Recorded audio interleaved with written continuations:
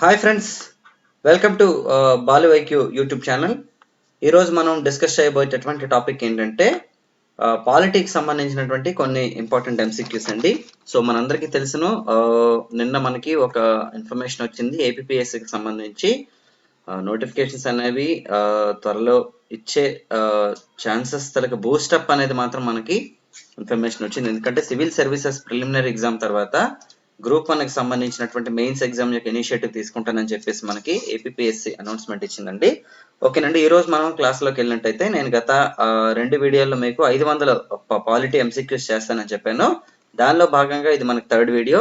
అయితే మీరు నన్ను కనుక ఫాలో అవ్వాలని అనుకుంటే బాలు ఐక్యూ అనేది నా తలక టెలిగ్రామ్ ఛానల్ అండి. సో మన తలక టెలిగ్రామ్ ఛానల్లో మీరు ఫాలో అవ్వచ్చు. అందులో బాలు ఐక్యూ డిస్కషన్ అనే గ్రూప్ కూడా ఉంటుందన్నమాట. అందులో చాలా మంది సబ్జెక్ట్ కి సంబంధించినటువంటి డిస్కషన్స్ చేస్తున్నారండి. కాబట్టి మీరు కూడా ఎవరైనా సరే ఇంట్రెస్ట్ ఉంటే ఫాలో అవ్వచ్చు. నేను కింద డిస్క్రిప్షన్ లో లింక్ ఇస్తాను. ఓకే నాన్న. సో ఫస్ట్ క్వశ్చన్ చూద్దామండి. Chairman for the inter state council. చూడండి, అంతర్రాష్ట్ర మండలి యొక్క చైర్మన్ గా ఎవరు ఉంటారు అని క్వశ్చన్ అనమాట. ఇక్కడ చూడండి, ఇక్కడ అంతర్రాష్ట్ర మండలి అనేది ఏంటండి అంటే ఆర్టికల్ నంబర్ 263 ప్రకారం మనకి భారత రాజ్యాంగంలో మనకి మెన్షన్ చేశారండి. ఓకేనండి, ఇంటర్ స్టేట్ కౌన్సిల్ అనేది ఆర్టికల్ నంబర్ 263లో మనకి మెన్షన్ చేయడం జరిగిందండి. అంటే 2 లేదా 3 రాష్ట్రాల మధ్య వచ్చేటటువంటి ఇష్యూస్ ఏమన్నా సరే ఉంటే వాటిని రిజాల్వ్ చేసుకోవడం కోసం అంతర్రాష్ట్ర మండలి యూజ్ అవుతుందండి. ఇది కూడా మనకి పార్ట్ ఆఫ్ ఫెడరలిజం అనమాట. అయితే దీని యొక్క చైర్మన్ ఎవరు ఉంటారంటే మనకి ప్రధానమంత్రి ఉంటారండి. కాబట్టి ఆన్సర్ వచ్చేసి దీనికి సి. నెక్స్ట్ చూడండి, standing committee of inter state council established in. చూడండి, మనం జిల్లా పరిషత్లో తీసుకున్నా లేదంటే పార్లమెంట్ లో తీసుకున్నా సరే స్టాండింగ్ కమిటీలు ఉంటాయి అనమాట. యాక్చువల్గా జిల్లా పరిషత్లో తీసుకుంటే దాదాపు 7 స్టాండింగ్ కమిటీలు ఉన్నాయండి. పార్లమెంట్ లో కూడా మనకి నెంబర్ ఆఫ్ స్టాండింగ్ కమిటీస్ ఉండడం జరిగిందండి. అయితే ఈ స్టాండింగ్ కమిటీల్లో ఏంటండి అంటే జనరల్ గా తీసుకుంటే మనకి అంటే గ్రామీణ అభివృద్ధికి సంబంధించి కానీ లేదంటే పంచాయతీరాజ్ డిపార్ట్మెంట్ కానీ ఇన్ఫర్మేషన్ టెక్నాలజీ కానీ, సో ఇవన్నీ కూడా మనకి ఏంటండి అంటే నెంబర్ ఆఫ్ స్టాండింగ్ కమిటీలు ఉన్నాయన్నమాట. పార్లమెంట్ లో తీసుకుంటే కమిటీలు మొత్తం 24 ఉంటాయండి. 16 వచ్చేసి మనకి లోక్సభ ఏర్పాటు చేస్తుంది, 8 వచ్చేసి రాజ్యసభ ద్వారా ఏర్పాటు అవుతుంది. అందులో సభ్యుల సంఖ్య అయితే మనకి 45 మంది ఉంటారు అనమాట. 30 మంది లోక్సభ నుంచి 15 మంది రాజ్యసభ నుంచి ఉంటారనమాట. అయితే మరి అంతర్రాష్ట్ర మండలికి సంబంధించినటువంటి స్టాండింగ్ కౌన్సిల్ ఎప్పుడు ఏర్పడిందంటే 1996 అండి. అంతర్రాష్ట్ర మండలి ఎప్పుడు ఏర్పాటైందని అడిగితే మనకి 1990లో అనమాట. ఎందుకంటే విశ్వనాథ్ ప్రతాప్ సింగ్ గారి ప్రభుత్వం మనకి అంతర్రాష్ట్ర మండలిని ఏర్పాటు చేయడం జరిగిందండి చట్టబద్ధ సంస్థగా. గుర్తుపెట్టుకోండి, 1990లో ఏర్పాటైందండి. ఆర్టికల్ నెంబర్ ఎంత అంటే మనకి 263. Next question, federalism mentioned in SR Bommai case judgement by supreme court based on the report of అని అడిగారు మనకి. ఇక్కడ జనరల్ గా తీసుకోండి, ఫెడరలిజం అనేది ఏంటండి అంటే మనకి సమాఖ్య వ్యవస్థ అనమాట. యాక్చువల్గా సమాఖ్య అంటే ఏంటన్నా కేంద్ర ప్రభుత్వం మరియు రాష్ట్ర ప్రభుత్వాలు అనేవి సరి సమానంగా అధికారాల పంపిణీ జరగాలి అని చెప్పేది మనకి సమాఖ్య అనమాట. ఈ సమాఖ్య అనే వర్డ్ అని మనం కెనడా నుండి తీసుకోవడం జరిగింది అనమాట. అయితే ఎస్ఆర్ బొమ్మాయి గారు ఎవరండి అంటే కర్ణాటక యొక్క మాజీ చీఫ్ మినిస్టర్ అండి. అయితే సమాఖ్య అనేది ఖచ్చితంగా ఇక్కడ తీసుకోవాల్సినటువంటి అవసరం ఉంది అని చెప్తూ మనకి సర్కారియా కమిషన్ ఇచ్చినటువంటి రిపోర్ట్ ని బేస్ చేసుకుని మనకి చెప్పడం జరిగింది అనమాట. గుర్తుపెట్టుకోండి, ఇవన్నీ కూడా ఏంటంటే సెంట్రల్ స్టేట్ రిలేషన్స్ కి సంబంధించినటువంటి కమిటీలు అనమాట. రాజమన్నార్ కమిషన్ కానీ, సర్కారియా కమిషన్ కానీ, వెస్ట్ బెంగాల్ మెమరాండం కానీ, లేదంటే మనకి అకాలీదళ రెజల్యూషన్, ఇవన్నీ కూడా మనకి కేంద్ర రాష్ట్ర ప్రభుత్వాల సంబంధాలపై ఏర్పడినటువంటి కమిటీలు అనమాట. ఓకేనా. నెక్స్ట్ క్వశ్చన్ చూడండి. ఇక్కడ చూడండి నాన్న, నేను అన్అకాడమీలో కూడా ఫ్యాకల్టీగా వర్క్ చేస్తున్నానండి. అన్అకాడమీలో ఎడ్యుకేటర్ గా వర్క్ చేస్తున్నాను ఏపీపీఎస్సీ టీఎస్పీఎస్సీకి సంబంధించి. అయితే నేను ఆల్రెడీ గత 7 సంవత్సరాల నుంచి కూడా టీచింగ్ ఫీల్డ్ లో ఉన్నానండి. ఆఫ్లైన్ లోనే హైదరాబాద్ లో చాలా కోచింగ్ సెంటర్ లో నేను టీచ్ చేయడం జరిగింది. అయితే అన్అకాడమీలో కూడా గత 3 months నుండి చెప్తున్నాను అనమాట. ఒకవేళ ఎవరి దగ్గర సరే అన్అకాడమీ లెర్నింగ్ యాప్ ఉంటే అందులో బాలకోడేటి బాలకృష్ణ అని సెర్చ్ చేయండి. సెర్చ్ చేసిన తర్వాత మీరు నన్ను ఫాలో కొడితే నేను చేసేటటువంటి ప్రతిరోజు 2 ఫ్రీ ఎంసీక్యూ టెస్టులు చేస్తున్నానండి. మీరు కూడా అందులో ఫాలో అవ్వచ్చు నన్ను. ఓకేనండి. సో మీరు చెప్పొచ్చు నాకు అందులో, సార్ నేను బాలు ఐక్యూ యూట్యూబ్ ఛానల్ నుంచి వచ్చానని నాకు మీరు చెప్పొచ్చు.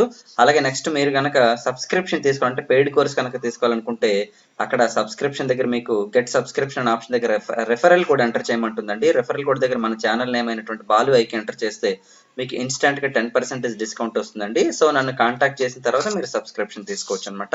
ఇంకేమైనా డౌట్స్ ఉంటే నేను క్లారిఫై చేస్తాను. ఓకే నాన్న. సో నెక్స్ట్ క్వశ్చన్ చూద్దామండి. The president candidate can be in the office of profit like following అని అడిగారు మనకి. చూడండి, రాష్ట్రపతి క్యాండిడేట్ ఎవరైతే ఉంటారో ఆఫీస్ ఆఫ్ ప్రాఫిట్ అంటే ఏంటన్నా జనరల్ గాను ఆఫీస్ ఆఫ్ ప్రాఫిట్ అంటే ప్రభుత్వ ఉద్యోగం, అంటే ప్రభుత్వం నుంచి జీతం తీసుకునే విధానం మనకి ఆఫీస్ ఆఫ్ ప్రాఫిట్ అనమాట. ఓకేనా? అయితే ఇక్కడ చూడండి, మరి ఒక రాష్ట్రపతి క్యాండిడేట్ ఆఫీస్ ఆఫ్ ప్రాఫిట్ గా ఏ విధంగా ఉండొచ్చు అని మనకి ఇక్కడ అడిగారు అనమాట. చూడండి, can be the member of యూపీఎస్సీయా, లేదా can be in any local body member, లేదా can be a government employee అని అడిగారు మనకి ఇక్కడ చూడండి, ఆఫీస్ ఆఫ్ ప్రాఫిట్ అనేది ఇట్స్ నాట్ అప్లికబుల్ అనమాట. ఎట్టి పరిస్థితుల్లో కూడా ఆఫీస్ ఆఫ్ ప్రాఫిట్ అనేది మనకి అలౌ చేయరనమాట. అయితే ఎమ్మెల్యేగా కానీ లేదంటే లోక్సభ ఎంపీగా కానీ, అంటే ఏదైనా సరే లెజిస్లేచర్ మెంబర్ గా ఉన్నప్పుడు ఏంటంటే మనకి అలౌ చేస్తారండి. ఇక్కడ జనరల్ గా తీసుకుంటే లోకల్ బాడీ మెంబర్ అంటే ఇక్కడ మళ్ళీ అప్లికేషన్ లో ఉంటుందండి. జనరల్ గా తీసుకుంటే మనకి అంటే ఎవరైనా సరే, అంటే ప్రభుత్వ జీతం తీసుకున్నటువంటి ఎవరైనా సరే మనకి వస్తారనమాట. ఇక్కడ హెడ్ అంటే అర్థం ఏంటంటే మనకి ఇప్పుడు జిల్లా పరిషత్ కూడా లోకల్ బాడీ కాబట్టి దానికి హెడ్ మనకి కలెక్టర్ కానీ లేదంటే ఎంఆర్ఓ కానీ, అంటే ఏ ప్రభుత్వ ఎంప్లాయ్ కూడా మనకి ఇక్కడ ఉండకూడదు అనమాట. యాక్చువల్గా చూడండి అన్న, బి ఆప్షన్ కొంచెం కన్ఫ్యూజన్ ఉండొచ్చు, బట్ ఇక్కడ గుర్తుపెట్టుకోవాల్సింది ఏంటంటే ప్రభుత్వ జీతం వచ్చే ఏ వ్యక్తి కూడాను రాష్ట్రపతి క్యాండిడేట్ గా పోటీ చేయకూడదండి, రాజీనామా చేసి పోటీ చేయొచ్చు అనమాట. ఓకేనండి.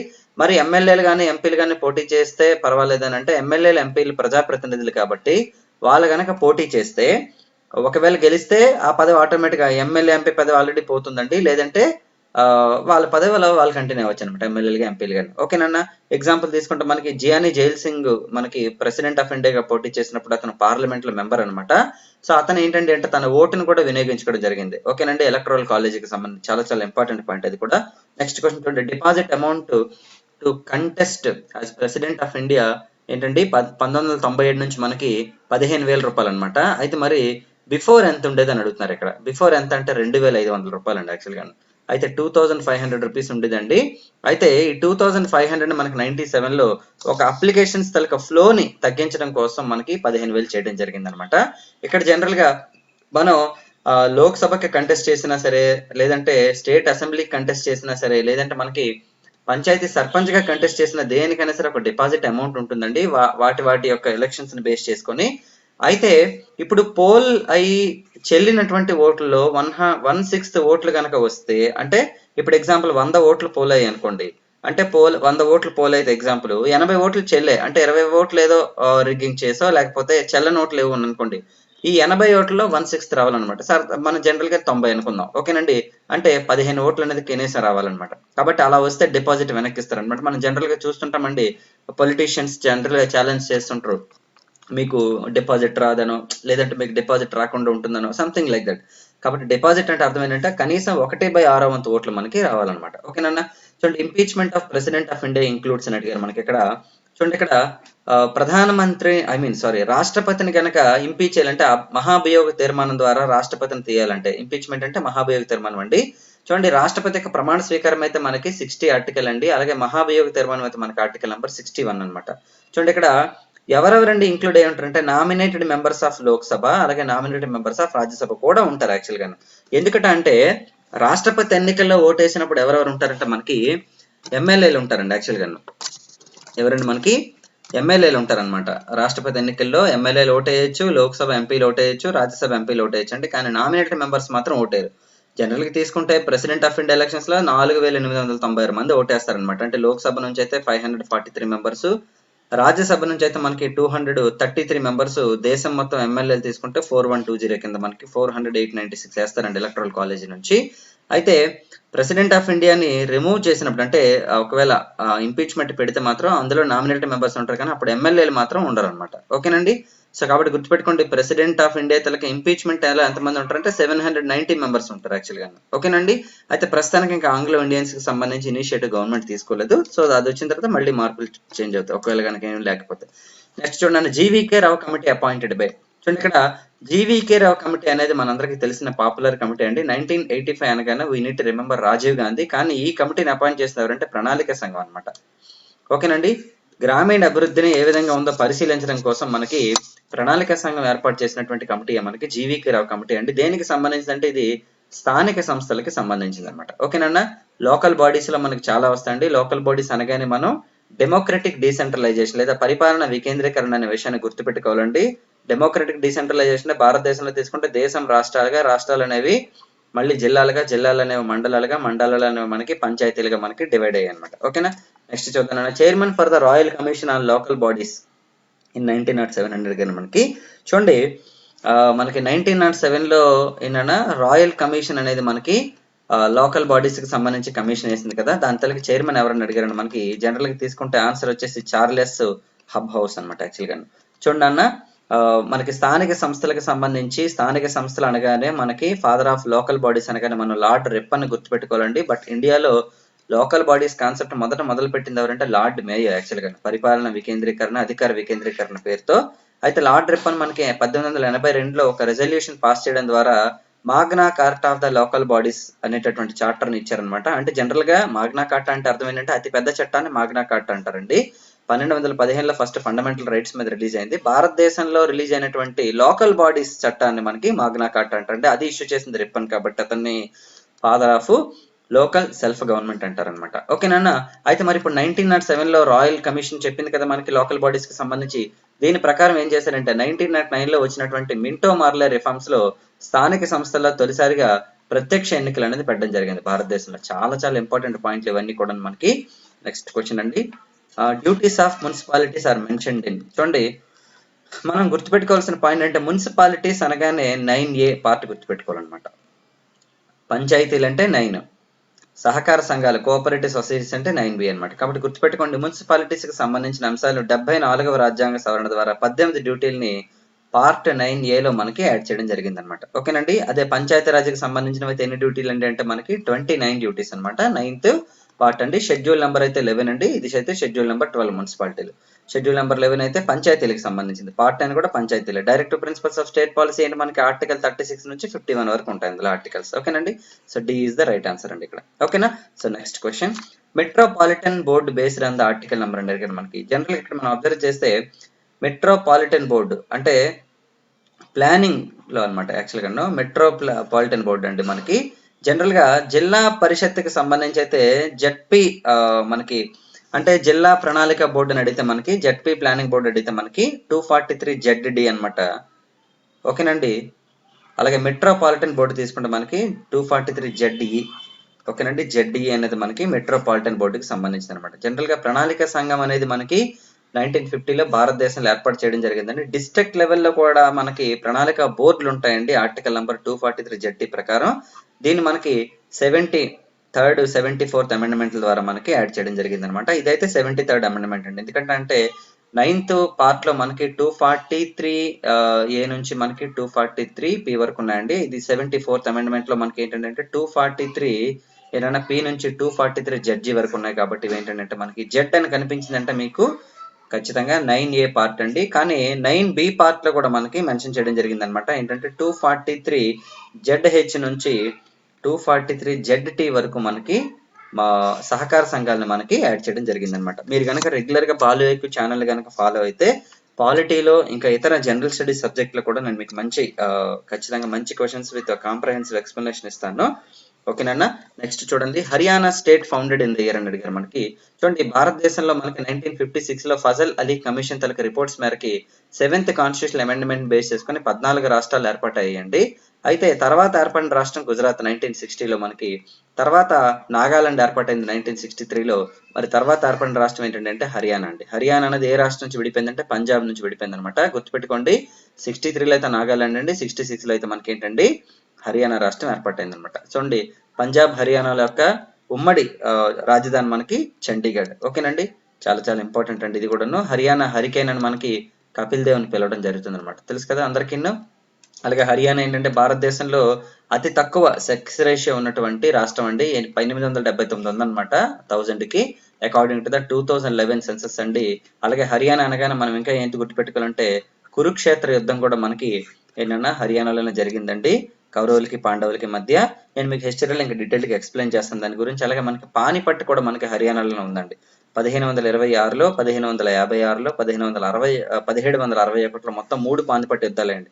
1526లో బాబర్కి ఇబ్రహీం లోడికి, 1556లో అయితే అక్బర్కి హేముకి, 1761లో అయితే మనకి మరాఠాలకి మొఘల్స్ కి అంటే జరిగిన మరాఠాలకి అహ్మద్ షా అబ్దాలీకి జరిగిందండి. మరాఠా అండ్ మొఘల్స్ కలిపి పార్టిసిపేట్ చేశారు యుద్ధంలో. అయితే అలాగే పానిపట్ అనగానే ఇంకేంటి గుర్తు రావాలంటే మనకి బేటీ బచావో బేటీ పడావో స్కీమ్ ని కూడా మనకి పానిపట్లోనే ప్రారంభించారనమాట. ఓకేనా. నెక్స్ట్ చూడండి, which of the following state not founded in the year 2000 అడిగారు. మనకి 2000 సంవత్సరంలో ఏకంగా మనకి 3 రాష్ట్రాలు అనేది వాజ్పేయి గారి ప్రభుత్వం ఏర్పాటు చేయడం జరిగిందండి. అందులో ఒకటి ఛత్తీస్గఢ్ అండి, రెండోది ఉత్తరాంచల్ అండి, మూడోది జార్ఖండ్ అనమాట. ఉత్తరాంచల్ ప్రజెంట్ మనం ఉత్తరాఖండ్ అంటున్నామండి, దీన్ని అయితే యూపీ నుండి తీశారండి. ఛత్తీస్గఢ్ అయితే మధ్యప్రదేశ్ నుండి తీశారండి, జార్ఖండ్ అయితే మనకి బీహార్ నుండి తీశారు. ఈ మూడు కూడా మనకి ఏంటంటే 2000 సంవత్సరాలు ఏర్పాటాయండి. మరి అందరికి ఇందాకే నేను మీకు చెప్పాను, నాగాలాండ్ అయితే మనకి 1963లో ఏర్పాటైనటువంటి రాష్ట్రం అనమాట. చాలా చాలా ఇంపార్టెంట్ అండి. ఓకేనండి. సో నెక్స్ట్ క్వశ్చన్ చూద్దామండి. Vidarbha is the separate state allegation in అని అడిగారు మనకి. విదర్భ అనేది ఏ రాష్ట్రంలో సెపరేట్ స్టేట్ ఎలిగేషన్ అడిగితే మనకి ఇది మహారాష్ట్రలో మనకి సెపరేట్ స్టేట్ ఎలిగేషన్ అనమాట. ఓకేనా, మహారాష్ట్రలో మనకి. అలాగే నెక్స్ట్ తీసుకుంటే మనకి జనరల్ గా తీసుకుంటే ఉత్తరప్రదేశ్ లో కూడా బుందేల్ఖండ్ అనేటటువంటి ఒక రాష్ట్రాన్ని అడుగుతున్నారు మనకి. ఓకేనా. సో కాబట్టి విదర్భ అనేది అనమాట. అలాగే వెస్ట్ బెంగాల్లో తీసుకుంటే ఒకప్పుడు మనకి ఏంటని అడిగారు, మనకి వెస్ట్ బెంగాల్లో అయితే మనకి గోర్ఖా ల్యాండ్ కి సంబంధించి మనకి ఆడడం జరిగింది అనమాట. గోర్ఖా ల్యాండ్ కి సంబంధించి తర్వాత కొంత ప్యాకేజ్ ఇచ్చి మమతా బెనర్జీ గారి గవర్నమెంట్ అనేది హెజిటేషన్ ఆపడం జరిగిందండి. అంటే అక్కడ కంక్లూడ్ చేసుకున్నారనమాట మూవ్మెంట్ ని. నెక్స్ట్ చూడండి అన్న, AP reorganisation act consists of అని అడిగారండి. చూడండి, ఆంధ్రప్రదేశ్ పునర్వ్యవస్థీకరణ చట్టంలో ఉన్నటువంటి సెక్షన్స్ ఎన్ని అంటే యాక్చువల్ గా 108 సెక్షన్లు ఉన్నాయి మనకి. చూడండి, ఆంధ్రప్రదేశ్ రీఆర్గనైజేషన్ యాక్ట్ లో పార్ట్లు, అలాగే సెక్షన్లు, అలాగే నెక్స్ట్ ఇంకేంటి ఉన్నాయన్న మనకి షెడ్యూల్స్, మొత్తం ఇవన్నీ ఉంటాయన్నమాట. ఇందులో సెక్షన్స్ అయితే మనకి 108 అండి. జాగ్రత్తగా గుర్తుపెట్టుకోవాలి. నేను ఏపీ రీఆర్గనైజేషన్ యాక్ట్ కదా ఖచ్చితంగా ఒక యూట్యూబ్ వీడియో చేస్తానండి. నా ఎక్స్ప్లెనేషన్ నచ్చినట్లయితే మీరు మీ ఫ్రెండ్స్ కూడా షేర్ చేయండి. ఓకేనండి. Present central vigilance commission chairman అడిగారండి. సెంట్రల్ విజిలెన్స్ కమిషన్ అంటే మనకి సివిసి. చూడండి, భారతదేశంలో ఉన్నటువంటి మీడియా కానీ లేదంటే అవినీతికి సంబంధించిన విషయాలు కానీ అత్యున్నతంగా మనకి విచారించే సంస్థ సెంట్రల్ విజిలెన్స్ కమిషన్ అండి. దీనిని 1964లో మనకి సంతానం కమిటీ యొక్క రిపోర్ట్ల మేరకు 1965లో మనకి విజిలెన్స్ కమిషన్ ఏర్పాటు చేయడం జరిగిందండి. మరి ప్రస్తుత సెంట్రల్ విజిలెన్స్ కమిషన్ చైర్మన్ ఎవరంటే మనకి కేవీ చౌదరి. ఎవరండి? కేవీ చౌదరి అండి. నెక్స్ట్ క్వశ్చన్ చూద్దాం. Chairman for the select committee of national human rights committee. చూడండి, మనకి నేషనల్ హ్యూమన్ రైట్స్ కమిటీ అంటే జాతీయ మానవ హక్కుల సంఘం కమిటీ ఉంటుంది కదా, దాని తలక కమిటీకి చైర్మన్ ఎవరు ఉంటారంటే మనకి ప్రైమ్ మినిస్టర్ అండి. నేను గత వీడియోలో కూడా నేను మీకు క్వశ్చన్ ఎక్స్ప్లెయిన్ చేసినట్టుంది. కాబట్టి చూడండి, ప్రైమ్ మినిస్టర్ అనమాట మనకి కమిటీకి చైర్మన్ గా ఉంటారు అనమాట. ఓకేనా. నెక్స్ట్ చూద్దామండి. Whose permission required before appointing a sitting judge of the supreme court or high court in national human rights commission. చూడండి, ఎన్హెచ్ఆర్సీలో ఒక సభ్యుడిని కనుక నియమించాలి అంటే ఎవరి యొక్క అనుమతి అవసరమేనంటే మనకి భారతదేశంలో చీఫ్ జస్టిస్ అనమాట. అంటే ఎక్కడి నుంచి? సుప్రీం కోర్ట్ నుంచి కానీ హైకోర్టు నుంచి కానీ ఎవరైనా మెంబర్ని తీసుకోవాలంటే సుప్రీంకోర్టు చీఫ్ జస్టిస్ యొక్క అనుమతి అనేది అవసరం అనమాట ఎన్హెచ్ఆర్సీకి. ఇన్ఫాక్ట్ చెప్పాలంటే ఎన్హెచ్ఆర్సీకి సుప్రీంకోర్టు మాజీ చీఫ్ జస్టిస్లు కానీ జడ్జెస్ కానీ చైర్మన్ లాగా ఉంటారండి మనకి. ఓకేనా. సో మీ అందరికీ తెలిసినే కదా, ప్రజెంట్ ఎన్హెచ్ఆర్సీ చైర్మన్ మనకి ఎవరంటే మనకి హెచ్ఎల్ దత్తు గారు కూడా మనకి మాజీ చీఫ్ జస్టిస్ కదా భారతదేశంలో. నెక్స్ట్ క్వశ్చన్ చూడండి, ఫారెస్ట్స్ కమ్స్ అండర్ అని అడిగారండి మనకి. జనరల్ గా తీసుకుంటే మనకి 7th schedule of the Indian constitution లో మనకి 3 రకాల లిస్టులు మనకి మెన్షన్ చేశారండి. ఒకటి సెంట్రల్ లిస్ట్, రెండోది స్టేట్ లిస్ట్, మూడోది కాన్కరెంట్ లిస్ట్ అండి. అర్థమైంది. ఈ మూడిట్లో ఏదైతే మెన్షన్ చేయాలో దాన్ని మనకి రెసిడ్యూల్ పవర్స్ అంటారండి, లేదా అవశిష్ట అధికారాలు అంటారు తెలుగులో. అవశిష్ట అధికారాలు మనకి 248 ఆర్టికల్ లో మనకి మెన్షన్ చేశారండి. అయితే మరి ఫారెస్ట్ అంటే అడవులు అనేవి ఎందులో మెన్షన్ చేశారంటే మనకి కాన్కరెంట్ లిస్ట్ లో మనకి మెన్షన్ చేశారు అనమాట. ఓకేనండి, ఉమ్మడి జాబితాలో ఉంటాయి అనమాట అడవులు అనేవి. ఓకేనండి. సో నెక్స్ట్ చూడండి అన్న, 52వ అమెండ్మెంట్ ని ఎలా అమెండ్ చేశారని అడిగారు మనకి. చూడండి, 52nd కాన్స్టిట్యూషనల్ అమెండ్మెంట్ అనేది దేనికి సంబంధించిందంటే మనకి దిస్ ఈజ్ అబౌట్. చూడండి, 52nd constitutional amendment is about ఏంటంటే మనకి 52వ రాజ్యాంగ సవరణ అనేది మనకి దేనికి సంబంధించిందంటే పార్టీ ఫిరాయింపులకు సంబంధించింది అనమాట. దీన్నే మనం గ్రౌండ్స్ ఆఫ్ డిఫెక్షన్ యాక్ట్ అని చెప్తామండి. గ్రౌండ్స్ ఆఫ్ డిఫెక్షన్ యాక్ట్ అని చెప్తామండి. అయితే దీన్ని ఎందుకు అమెండ్ చేయాల్సి వచ్చిందంటే మనకి ఒకప్పుడు ఒక పొలిటికల్ పార్టీ తలక లీడర్ గనక 1/3 అంటే ఒక పొలిటికల్ పార్టీలో ఒక 30 మంది ఉన్నారు అనుకోండి, అందులో గనక 10 మంది వెళ్ళిపోతే వేరే పొలిటికల్ పార్టీలోకి వాళ్ళు 52వ సవరణ ద్వారా వాళ్ళు డిస్క్వాలిఫై అవ్వరు యాక్చువల్ గా. ఎందుకంటే 1/3 వెళ్ళిపోతే డిస్క్వాలిఫై అవ్వరు. మరి 1/3 పీపుల్ ఈజీగా వెళ్ళిపోతున్నారు కాబట్టి దీన్ని 2/3 కి పెంచారనమాట. 2/3 వంతు లోపల కనుక వెళ్ళిపోతే వాళ్ళు డిస్క్వాలిఫై అయిపోతారు. దాన్ని ఏ అమెండ్మెంట్ ద్వారా యాడ్ చేశారంటే 91st అమెండ్మెంట్ ద్వారా యాడ్ చేయడం జరిగిందండి.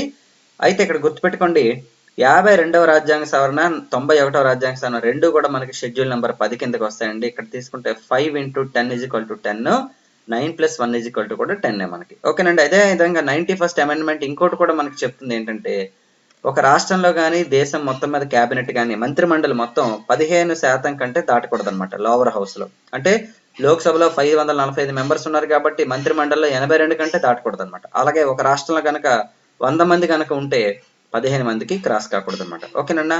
ఒక రాష్ట్రంలో మినిమం మంత్రిమండలిలో ఎంతమంది ఉండాలంటే 12 మంది ఉండాలన్నమాట. మ్యాక్సిమం వచ్చేసి మనకి ఈ 15% క్రాస్ కాకూడదు అనమాట. ఓకేనండి. నెక్స్ట్ చూద్దామండి. Bharat Ratna recipient's holds the position in there status అని అడిగారు మనకి. చూడండి, ఫస్ట్ పొజిషన్ లో మనకి ప్రెసిడెంట్ ఆఫ్ ఇండియా ఉంటారండి. అలాగే సెకండ్ పొజిషన్ లో మనకి వైస్ ప్రెసిడెంట్ ఉంటారండి. అలాగే 7A పొజిషన్ లో మనకి భారతరత్న అవార్డు యొక్క గ్రహీతలు ఉంటారన్నమాట. ఓకేనా. భారతరత్న అవార్డు గ్రహీతలు ఉంటారండి. సో ఇవి మనకి 20 క్వశ్చన్స్ అనమాట ఈ రోజు. నేను మళ్ళీ ఈ రోజు లేదా రేపు మరొక వీడియో ఖచ్చితంగా మరొక 20 నుంచి 25 క్వశ్చన్స్ తో చేస్తానండి. సో మీరు నన్ను ఇంకా ఫాలో అవ్వాలని అనుకుంటే అన్అకాడమీలో నన్ను ఫాలో అవ్వచ్చు, లేదంటే బాలు ఐక్యూ అనేటటువంటి టెలిగ్రామ్ ఛానల్లో ఫాలో అవ్వచ్చండి. అక్కడ డిస్కషన్స్ కూడా జరుగుతుంటాయి. ఓకేనన్నా. మీకు ఎక్స్ప్లెనేషన్ నచ్చితే నాకు కింద కామెంట్ ఇవ్వండి. Thank you so much for watching the video అండి. థ్యాంక్స్ అలాట్ అండి. Wish you all the best for all of you. Notifications will release in soon from the APPSC. Wish you all the best for all the aspirants.